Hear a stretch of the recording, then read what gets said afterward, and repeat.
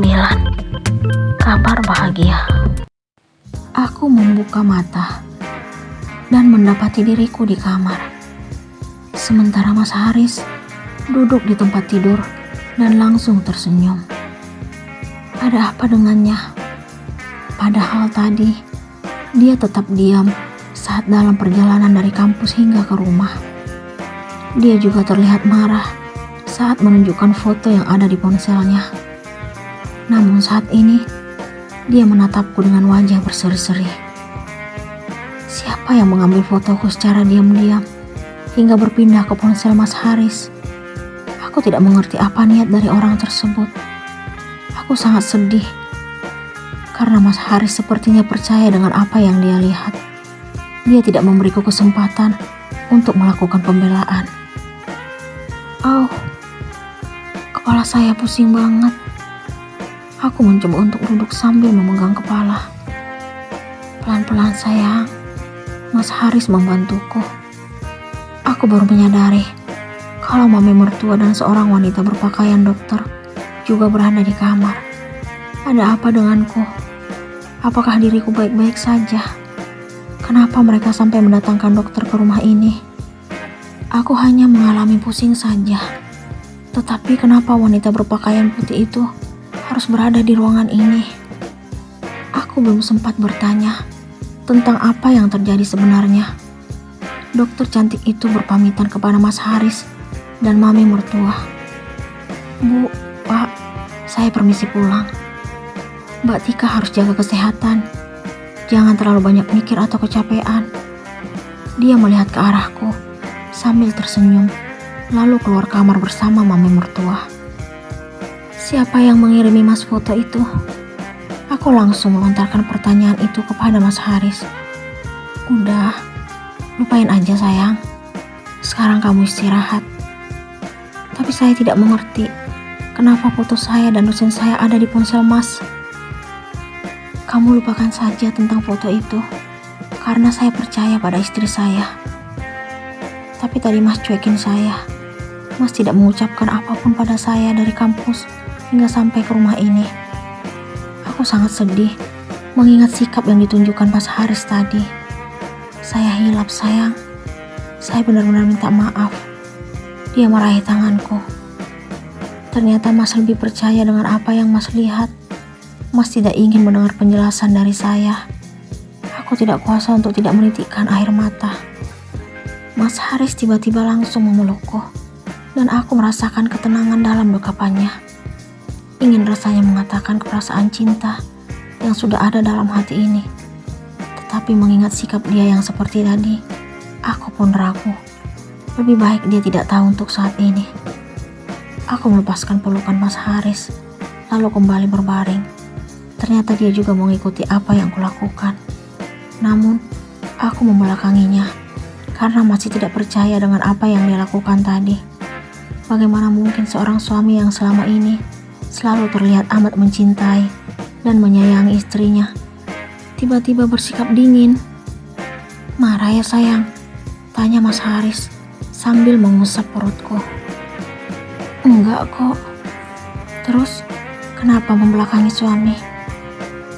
Lagi mikir aja, karena gak nyangka melihat suami tiba-tiba bersikap dingin. Padahal selama ini selalu mengaku mencintai istrinya. Saya benar-benar minta maaf. Jangan marah lagi ya. Saya gak sedang marah. Ngambek dong. Siapa yang ngambek? Dedek yang masih di dalam. Mamanya ngambek nih. Aku tidak mengerti dengan ucapan Mas Haris. Dia kembali mengusap-usap perutku sambil mengeluarkan kalimat itu. Maksud Mas apa?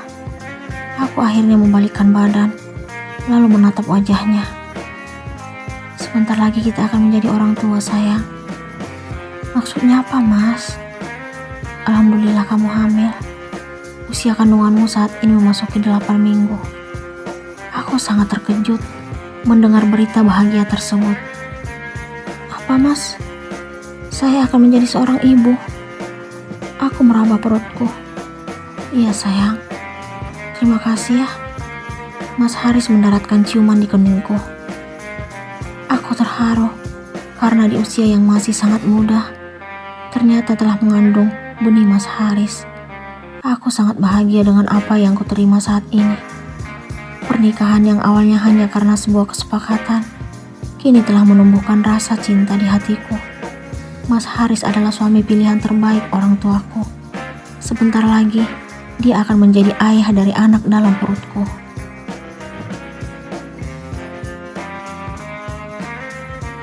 Seperti biasa sebagai rutinitas keluarga, kami makan malam bersama, menikmati masakan yang telah disuguhkan asisten rumah tangga. Entah kenapa pandangan Bella sangat tajam ke arahku. Aku masih belum menemukan jawaban kenapa dia selalu bersikap ingin menyakitiku. Ada apa dengannya? Selamat ya nak, karena sebentar lagi kamu akan memberikan cucu untuk papi dan mami. Papi mertua membuka pembicaraan. Terima kasih Pi, balasku sambil tersenyum kepadanya. Ingat Riz, istrimu jangan terlalu banyak mikir. Kamu harus manjain dia, seperti papi yang selalu manjain mami. Papi mertua melihat ke arah Mas Haris. Itu pasti Pi, saya akan selalu memberikan yang terbaik untuk Tika. Mas Haris menatap sendu ke arahku. Makan juga harus dijaga ya sayang. Nanti mami yang pilih-pilih makanan untuk kamu. Mami mertua membuka suara. Iya Mi, terima kasih untuk perhatiannya, ucapku kepada beliau. Wow, hebat. Sekarang semua perhatian orang-orang di rumah ini hanya untuk dia. Anak kandung sendiri udah gak dianggap. Aku terkejut mendengar penuturan Bella. Bella, seharusnya kamu mengucapin selamat untuk kakak iparmu, karena sebentar lagi akan memberikan kamu keponakan. Papi mertua terlihat marah kepada Bella. Tapi Bella gak mau Pi. Bella langsung berdiri, lalu meninggalkan meja makan sebelum menghabiskan makanannya.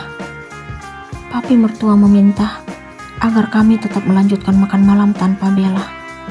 Setelah selesai makan bersama, aku dan Mas Haris memilih masuk kamar. Kami duduk di sofa yang berada dekat jendela.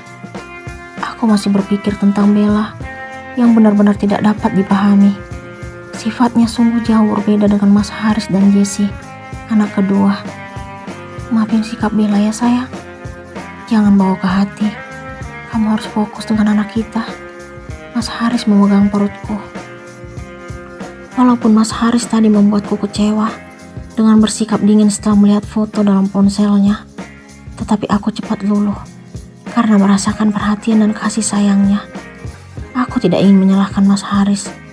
Aku harus mampu bersikap lebih dewasa lagi, karena sebentar lagi statusku juga akan bertambah menjadi seorang ibu.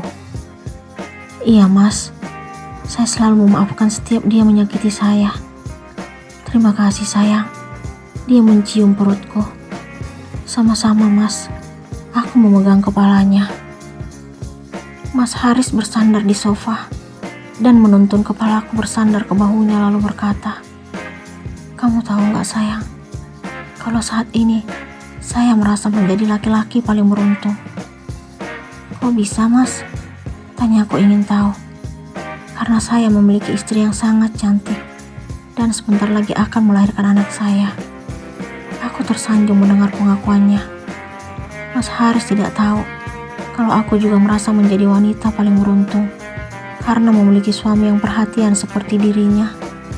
Ya walaupun tadi dia sempat membuat hatiku sedikit kecewa dan bimbang, namun saat ini dia calon ayah idaman dari anakku.